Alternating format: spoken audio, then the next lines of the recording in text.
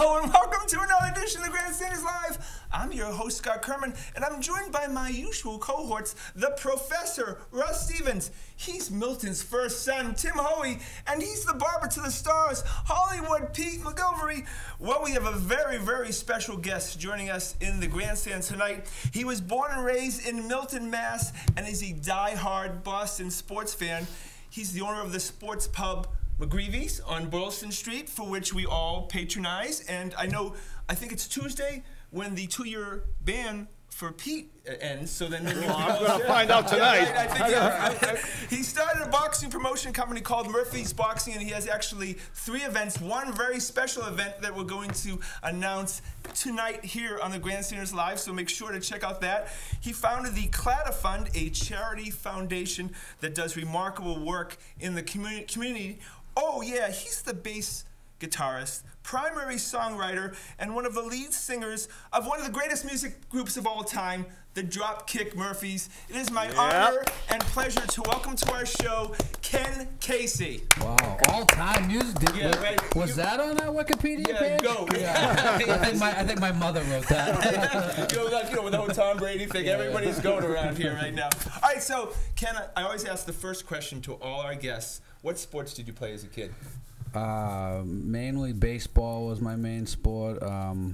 Yeah, baseball was really the only organized sport I played. My mother was a single parent, working all the time, and basically gave me the Heisman on hockey. And but I lived at Kelly Field in Milton playing. I played a lot of CYO sports, actually. I played a lot of basketball, CYO basketball, CYO baseball. Played baseball in Milton and stuff, but never played hockey. Played street hockey, every waking moment of my life. And but I was a huge into sports. And but on the Wikipedia page it says in 2010 you scored the winning goal. Oh, well, you said as a kid. So you picked that up big time as an adult. Oh no, I didn't say I couldn't play these sports. I'm just saying we either couldn't afford it or my mother said no. All right, okay. And then it got to my teens and other things got in the way. My baseball games, I would be MIA. They'd have to come find me from the night before and drag me to a game in Babe Ruth. But no, I could always skate and everything. I'm a natural athlete. But no, it's funny you should say that about the goal at Fenway. Got to play in the Winter Classic alumni game at Fenway, and one of the most incredible days. It's an incredible day when you're looking around at all your idols. Yeah. And they all have an ear-to-ear grin, just snow coming down. It was sold out because they sold it for like 10. All these people wanted to see hockey at Fenway, but the Winter Classic was ridiculously expensive. And then the next day, it's snowing, whereas the real game it wasn't, and it's $10 a ticket. So all my buddies that played, the Timmy and these type of guys that still hanging on to the high school dreams. Is that what's happening, Timmy? All those type of guys. You're better every year. When they're talking about their hockey careers, I'll always say, "Hold on, raise your hand if you have a goal at Fenway." I'm the only one who can say it. Was that the coolest? Assist? Was that the coolest? You know who got the assist? Technically, Kiefer Sutherland. He was on the other team, though. He was. I think not many people can say that now. So it was actually unassisted because I broke up Kiefer Sutherland, who was, from the looks of it, at the tail end of a crack binge. And I don't know, he was great. He was having some problems at those points. And I went in and blistered one low glove side by Cleon Daskalakis, who may not have been asleep at the time. I'm not sure. Well, I went to the Wikipedia page and I got rid of the played with Lenny Clark part. Well, Lenny Clark was the coach. Oh, he was? Okay. I'll give you a quick story on that. Thin Lenny or Fat Lenny? Medium Lenny. He was on the way to Skinny Lenny. I'm on the fourth line. I'm centering Jay Miller and Dave Schultz. See, it wasn't like Bruins alumni versus Flyers alumni. It was kind of a combo team of, whatever celebrities and then players. And so it's me with Schultz and Miller, and game just starts. Charity game. First shift is Dennis Leary and Cam Neely. They're the first line, of course. Dennis Leary is making up the lines, right? So he's first. And then it's second line, third line, I forget who, and it comes to the fourth line. We're about to take our first shift, and Dennis Leary says, sit this one out, boys. Cam and I are gonna go again, and I'm furious. Not for myself. I'm furious that Dennis Leary would tell Jay Miller and Dave Schultz to have a seat. And now, keep in mind, they are not bothered in the slightest, right? Yeah. And I'm going, who says that to the most penalized guy? Who says that? I'm freaking out. And, well, he had me nearly behind him. And Miller just looks at me and says, "Welcome to the fourth line, kid." Like, they have been told that so many times. Cigarettes on the bench? Was who? Was Larry smoking cigarettes on the bench? I don't know. He was not. He was on the other end of the bench for me. We just sat down the other end on the fourth line. We didn't play much, but yeah. So that was my story. My goal at Fenway. They blew the foghorn. My name went up, and I haven't skated since. I threw all my stuff in the barrel after that. That was the why highlight. not? Yeah. Was that the coolest? All the access you've had to really everything. Was that the coolest experience for you? I mean, yeah, most of the cool, for me, right, most of the cool stuff that's happened to the band all happens to be revolving around sports for me, sure, you know. Yeah. You know, got to, you know, be out in St. Louis in '04, got to be on the field. They, Charles Steinberg, who was like the VP at the time, says, you know, me and my buddy were out there, and he says, listen, you know, I don't have passes for you officially, but when the game ends, meet me at the Cardinals dugout, because there's going to be so many Sox fans, you know, at the other dugout and never find me. So the game's over. They're celebrating for a good half an hour. All the Sox fans behind the Cardinals dugout going crazy. Me and my buddy, Desi Quayle, the only two people by the Cardinals dugout. And my buddy Desi's going, dude, he ain't coming. They just won the World Series. He's not coming. So he finally walks along the warning track, and he's waving us to, you know, walk parallel with him to behind home plate, because there was a door there. And I always tell this story. There's this kid that used to work at Fenway. He actually got fired for asking Pedro for an autograph, from what I heard. But he was a super nice kid. He did security or whatever. So we're trying to make our way, keeping up with him. You know, we're not going to miss this for the world. And the St. Louis fans were so nice, right? I mean, so nice. I was at all those games in New York, and, you know, it's such a different atmosphere. Then you go to St. Louis, and they're saying, may the best team win. And, You weren't used to that. Yeah, not used to that. Anyway, as we're cutting through the seats, there's the kid who used to work at Fenway, and at the time he still worked there. And he happens to run into the one, you know, jerk in the whole park from St. Louis, and the guy throws a beer in his face, and they start going at it. And they got the guy's got the kid that works at Fenway on the ground. And at any other time in my life, of course, I would have come to his aid. But keep in mind, I'm trying to keep up with Charles Steinberg. I stepped right over him. I said, sorry, brother. And I saw him a week later with a black eye at Fenway, and I just said, guy, I had to get on the field. You know? And he understood. Yeah. And then he got fired. Was no help. There goes my phone. Are we live here? Someone, friend of mine from Brookline calling in. Watching, Kenny. Anyway, so It's Jonathan Papelbon. He's calling. So we get on the field. You know, the guy says, you got any passes? And he says, they're on the charter home with us. I got to get them on. And just, you know, lies his way on again. And he says, guys, you don't have a pass. Just blend in. Don't be, you know, conspicuous. And so we immediately go to the mound, and we start trying to pull out the rubber, filling our pockets of dirt, you know. But I gotta say, my grandfather was 86 at the time. He's since dead, and I got to call him from the field. You know what I mean? And that's what was so great about that. And then, you know. Well, you had the whole experience in 2004 playing at the World Series, Tessie, right? I mean. And you guys were there, it seemed, almost every night in center field, no matter what. We'd be like, I don't think the Dropkick Murphys are going to play tonight. Next thing you know, like the duck boat kind of stage came out, right? The Irish Step Dancers? Yeah, I think, we did. We played in '07 in the ALCS Game 7, and had the Irish Step Dancers, and then 2013. Yeah, I remember that. We've only played 3 years, the 3 years they won. We've never, right? We've never played at Fenway any other years. You know, we did a concert there, but never like in association with the game. And then obviously in 2013 we did the ALCS.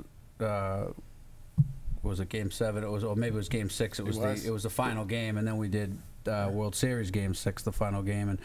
And my daughter now in '07 she was too young, but in 13 she was one of the step dancers on the field. So like to have my kids out on the field sliding into home plate after they won, and my daughter doing the Irish step dance, and it's like Forget Man, it. you can't beat that, you No. know. Even though my daughter seems to think like I was tagging along with her, not the other way around. I don't know. That's how it works. Yeah. So you started the band in '96, right? Did you ever think that you'd take it to these levels? Oh no, it was literally, I don't want to say a joke, but it was maybe more like as a hobby. Right. I was going to UMass, and I was bartending at Symphony Hall nights, and a kid I worked with went to Berkeley, and he was like, you always talk about starting a band, you know, I have a band, I dare you to open for us. So on 3 weeks' notice, we started the band. I taped all the notes on the back. I didn't know how to play, and we wrote some songs, and we did it for, had all our friends come just as a joke. They were like mocking us. And Was Desi the drummer? Desi was the original drummer. The only thing is, Desi never even like tried to play. You know, listen, let's be honest. Thank God Desi never really tried to play. He told me he knew one song, a 1 and a 2. Yeah, and well, a 1 and a 2. you ever hear that saying, you're only as good as your drummer? So, anyway, so we're just faking our way through it, and then, you know, I think people started to like just the kind of combination of doing like the Irish music combined with the punk rock, and maybe I think our uniqueness got us a little bit of a ways as we were figuring out how to actually, you know, play them. And then the Mighty Mighty Boss Tones took us on tour, and they really blew up with their record in 1997. And you know, we're playing to 3,000, 4,000, 5,000, 6,000 people a night, and I'm walking out and, you know, telling the stagehands, you got to turn the lights on. I can't play, you know. So a lot of times the band will start like the first notes in the dark, you know, like just You couldn't crash see it. that. And I said, you got to turn up the lights. And most people who work in music, you know, are musicians of some sort, and they say, they call everyone, hey, look at this kid, he doesn't even know how to play. You know, and I say, hey, I'm not, you know, I never had any qualms about, you know, letting people know that I had absolutely no idea what I was doing, you know. Have you seen the Berkeley kid since? I haven't, no. You know what? And I always say, his name was Matt, and I always say, Matt, thank you. He never paid me the $30 bet, but I feel like it worked out. Yeah, it in worked the out end, good for you. Yeah, Those so- technical Berkeley kids, they're paying to play. Yeah, with he's it. probably a star somewhere too. I don't know, but I was nervous to give up the job at Symphony Hall, because, you know, that's a job people have until they die. That's how I got my job there. I was Someone's filling off. in, and someone died because I was going to school to be. I really died. And then I got a full-time bar. I was going to school to be a special ed teacher, and that's what almost everyone did there. You worked the 2 jobs during the year, and then you had summers off from both. Yeah. You know, because they go to Tanglewood. So. Yeah. So, you know, I was planning my adulthood around having summers off, you know, so. That's amazing. So we talk about we always talk about the Bruins and how they keep the room. You know, how can you? So, as a band, you guys have been around so long. How do you keep the room together? You mean keep from people the that guys, leaving? yeah, keep the guys. Oh, the just guys in the band. I just room. smack them around a little bit, you know what I mean? No, you know, we have there's 7 guys in the band, and it's very much like a big brother, little brother dynamic, where there's that kind of, you know, we all get along really well, but we're not like, you know, best friends in the sense that, like, we have different age groups and different friends, and, you know, so there's always been that, like, closeness yet separate enough that we weren't, you know, because you're on tour with each other 6-9 months a year. When you got to be, then you come home and you're in the same exact circle, like, you know, so it's balance. yeah, it's been like nice. I always just describe, the best way to describe it is like little brother to big brother. I think there's like a 14 or 13-year age gap from the youngest to the oldest, so, you know, we're kind of like Menudo, the Irish Menudo. Well, you just turned 48, right? On Yes. tax day, Yes, April 15th. tax day. He's on my Wikipedia again. Oh, yeah, that's correct, right? My bandmate, who's older than me, actually went on his Instagram and wished me a happy 50th. Oh. To which then Dropkick Murphys didn't know was a joke and retweeted or redid whatever. To the whole. So everyone thinks I turned 50, and he's 49, about to turn 50. So he got me good. Al Barr, if you're watching this. So you started Murphy's promotion. Yep. So promoting boxing events. I was at the January 2013 event at the Garden with Danny O'Connor, and it was one of the best events I've got to. Just a great, banged out, great energy. So you have 3 events coming up. Let's talk about those. You have one coming up. Can we backtrack to that Garden event for a minute? Sure, absolutely. So, you know, worked on that event, but actually then before it actually happened, I had to go on tour, and we streamed that live on BostonBruins.com, and so I'm watching it from a hotel room in Germany. And that's my baby. And now I'm like, gotta watch it. And I'm trying to watch the stream, and something was wrong with the stream. And I'm like calling the guy, and the stream's all screwed up. It's just you're in Germany? Yeah, it just cracked me up that like that's technology nowadays, And yeah, but no, they straightened out the stream, and it all went well. And Dean O'Connor was your fighter, right? Yeah, he still is. He's actually fighting Mark. So anyway, we have 3 shows coming up to get back to that. One is the first one, May 13th, Plainville, Plainridge Park Casino right? in Plainville, which is I tell you, I never knew how close it was to here. I always thought right it was by like Foxborough. Yeah, it's just down the street from Gillette Stadium. Great little venue. It holds about 800, 900 people for boxing, and the main event is kid. We have Spike O'Sullivan from Cork Island, who's he's 24-2. He's ranked in the top 15 in the world.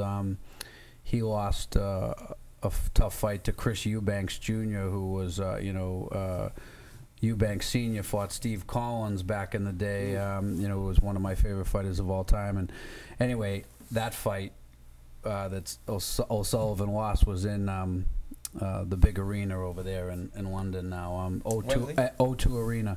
Oh yeah. And I never seen anything like it. Here's this guy from Ireland fighting a guy from London in London, and the boo. Like, I've walked out on the stage and a lot of cheers, and even Murphy's boxing stuff. The crowd is on the side of the Murphy's boxes, so to walk out in the O2 Arena and hear 20,000 people just boo. It was like, whoa, man, it was intense. Anyway, he broke his eardrum in that fight and lost his equilibrium. But he's a killer. He's got amazing power, and he's what weight is that? He's 160 middleweight. What's the date on that? That's September 13th, and a great card No, May stacked. 13th. Yeah, Sorry, May 13th. Did Yeah, I just say September 13th? Don't worry, we're gonna have it on the website, and we're gonna have we'll have the flyer on the next show. So May 13th, May which is 13th. a week from this Saturday. The very following week, we're up at Melrose Memorial Hall on May 20th. Local kid from Stoneham, Greg Vendetti, very, very exciting fighter, throwback style. And once again, we get a bunch of undefeated world-ranked guys on that show as well. And you got a kid from Lawrence who's going to be fighting, right? Got a kid from Lawrence, Carlos Candelario, yep. So all the best of the local talent, and then a lot of guys over from Ireland too. And obviously, boxing in Ireland is like it would have been here in the 80s still, you know what I mean? It's kind of like a the gyms are busy, top 2 or 3 sports still, and so there's a lot of guys, they still want to, come to America. If you don't make it in America, that's, even though there's probably a bigger draw for boxing in England now. I mean, look, he just had Klitschko and Joshua draw 90,000 people. I mean, the atmosphere over there for boxing is amazing. But he went down like a tree. Yeah. Klitschko? But Klitschko fought he's more. like 34 but you know or what? something. Klitschko got a better ovation from the crowd in the loss, because a lot of Klitschko's wins are when he just kind of jabs and paws and hugs and holds, and he gets the win, but it's not crowd pleasing. And he fought in this fight and he lost, but I mean, he knocked down Joshua, who people are anointing as the next great heavyweight. So he got a huge Klitschko got a huge standing ovation from the crowd afterwards, which I thought was nice. Kenny, when you're picking out a boxer, you're looking for guys with just pure action. Definitely style, definitely, and this will probably get me nowhere in the boxing business. I'm not trying to make a living in boxing. My goal is to not lose everything that I own. It's not easy. No, but you know what? And I'll tell you why. You ever heard the story, nice guys finish last? And I honestly don't have any desire to work with, like, people who aren't nice guys. And I've met some, and I know some great, friends that are in the boxing game, and met some more, and and I've had some opportunities to sign some guys that talent-wise are great, but I just didn't want to put up with the crap, So it's a balancing game of like who's easy to work with, I mean, I think sometimes guys just have dollar signs in their eyes, and they want the easy way, whereas a lot of the guys that I sign appreciate that I'm putting blood, sweat, and tears into it. And I'm always trying to work and always trying to do fights, and they appreciate that the work ethic, you know what I mean? And there's other guys that are just like, how much you going to pay me? Yeah. And in the early days when you're starting out your career, you know, sad to say, much like a musician, you know, you're not going to get rich in boxing unless you really win a world title. Right. My goal was to help guys get to the point that they could do that, you know. So, it's, you know, if you're trying to build your record to 20-0 or something, you know, that takes a long time. And if you're fighting once a year, guess what? You know, by the time you get to that point, you're going to be, your body's going to be turning on you, you know. So we do our best, but we're having fun with it, most importantly. It's such a tough business now, too, especially in this country. There's no great heavyweight. They need a heavyweight badly. They need to sell the sport. Yeah, well, Deontay Wilder should, you know, he's, I think, what, 35-0, but, you know, he hasn't captured America's attention because he hasn't, as great as a fighter might be, until Ali had his Frazier, you know what I mean? Like, right, you got to have your, you know, Ward Gotti, you know, they were two fighters that were not at the peak of the sport or even at the peak of their career, but styles make fights. Yeah. And, you know, Hearns and yeah, all everyone needs their nemesis, or, you know, maybe not nemesis, but their, you know, rival. Right. And so I think that, you know, if you maybe saw Joshua fight Deontay Wilder, that would be a huge fight, you know. So, well, a huge fight that's probably better off taking place in England, since they're drawing all those people. Two names, the majority of Americans probably don't. If we went out in the street and asked I'm who not they familiar were, with them at all. you wouldn't be familiar with them, even though they're pound I great mean, fighters. Deontay Wilder, I mean, to be 34-0 with, I think, 32 knockouts, but How everyone old is he, Ken? he's, I don't know, I'm going to have to say early 30s, I'm not sure, but, you know, people would say, you know, well, who's he fought? And maybe he doesn't have that kind of big win, but I'll tell you what was a win for boxing in general was just Americans tuning in and go, I had so many people that know that I'm involved with boxing, and they don't follow boxing. They say, hey, did you see that fight on Showtime Saturday? You know, because it was on in the afternoon. They say, there's 90,000 people. So for people to say, well, it's alive that much somewhere in the world, you know. But to get back to what's on the schedule, you know, May 3rd. Because we have a special Grandstanders live exclusive breaking news right news. now. Go ahead, Kenny, tell us. So May 13 and 20, we already talked about. June 20, pending final approval from the city. Yeah, well, if I need to sign off right now, just ask me. Yeah, I'm all pending final approval from the city, we're going to do boxing at Fenway. That has not happened in 61 years. Very Since nice. Tony DeMarco was the last guy to fight there. Is And, that right? That's so, yeah, Tuesday, June 20th on Fox Sports 1, we're going to have Mark DeLuca. Great story. Mark DeLuca, 18-0, junior middleweight. In the middle, not the middle of his career, but I think when he was 6-0, he left boxing to join the Marines and went to Afghanistan, and took such a big gap out of his prime, you know, and did that sacrifice and came back, and now he's 18-0 and his first televised main event, and really, if he wins this fight, he'll be on a fast track to some big stuff. Where's he from? He's from Whitman. Whitman. Yeah, Massachusetts kid. Yeah, but I mean, his big boxing family. His uncles all ran the boxing at the McKean Post that I did when I was a kid, and teach all the young kids. And his father was a Boston cop, and it's a very big family, big boxing family, big draw. His style's great, What weight is he? He's 154, junior middleweight. It's an exciting weight. Yeah. Fast guys. And then Danny O'Connor is in the co-feature, and he's the one that helped me get the whole boxing thing going here, and he got on the Framingham Fire Department, so he's been kind of, it's in his blood still, and he kind of wants to take that, one, maybe not his last, but he's fighting a very, very tough guy by the name of Jamal James, who's I think 25-1. And Danny's 28-3 now, and they're in the co-feature. So I mean, you got two of the bigger draws, obviously, in the area for boxing on the show. So Kenny, if a guy like at that level takes a loss, is it a big setback? It's funny, and it is a little bit, because you look at the UFC, and the UFC is the one entity for the most part in mixed martial arts. So guy takes a loss, well, they throw him back in, they give him a chance, right? And there's good and bad with being having a monopoly on the sport. You know, you can control it, you can promote it, you can make it so everyone fights each other, and having a loss isn't the worst thing. But obviously, if you're in the monopoly, then you know the spirit of competition doesn't arise where where a fighter will get paid more because, well, if you don't pay me more, I'll go across the street. Yeah. Boxing, you have so many promoters, so many fighters that people are really afraid to take a loss because it does hurt you, you know. So it's a bigger deal for people to It's kind almost like they have to start at the beginning again, huh? you definitely have to win a few more, you know, fights. But you know, when you're fighting on TV, it often That's the way it should like be. what we just talked about Klitschko though. If you get on TV and you are in a competitive loss where you look good and you're an exciting style, that'll get you back on Yeah, TV. people wanna see Sometimes you in again. boxing, a competitive loss where you were exciting can get you a shot quicker than not fighting at all. You know, what And I mean? winning. So yeah, exactly. So we'll see, but I expect big things out of those guys. Favorite fighter growing up?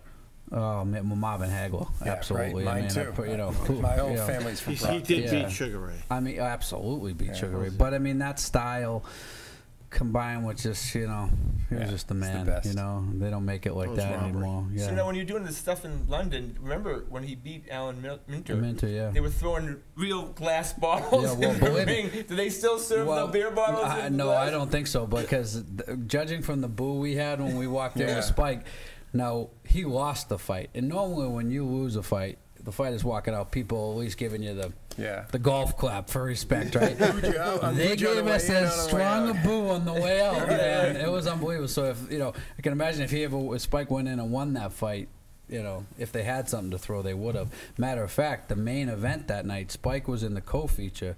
The main event was Anthony Joshua versus this guy Dylan White, who was like another London guy who was like his rival as a kid in the amateurs, and Dylan White actually beat Anthony Joshua in the amateurs, and you know Joshua went on to win a gold medal. I think it was a gold medal in the London Olympics.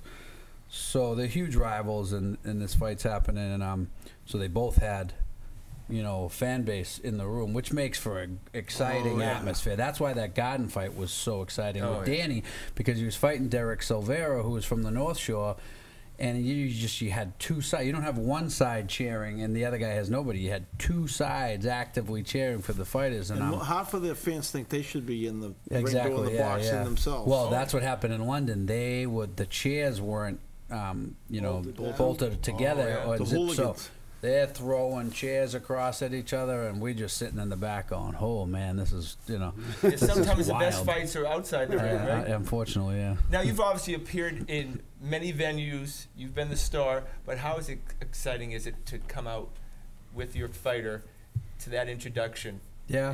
I mean, we had John Ruiz on the show, and he said there's nothing more exciting in life than to be coming out with the light shined on you. They're playing the music, and everybody's looking. I remember when John Ruiz won the heavyweight title. I was in Puerto Rico on vacation with my wife. That people were shooting off guns. It was like the biggest celebration, you know, ever, because he was the first heavyweight Puerto Rican fighter to ever win the heavyweight title.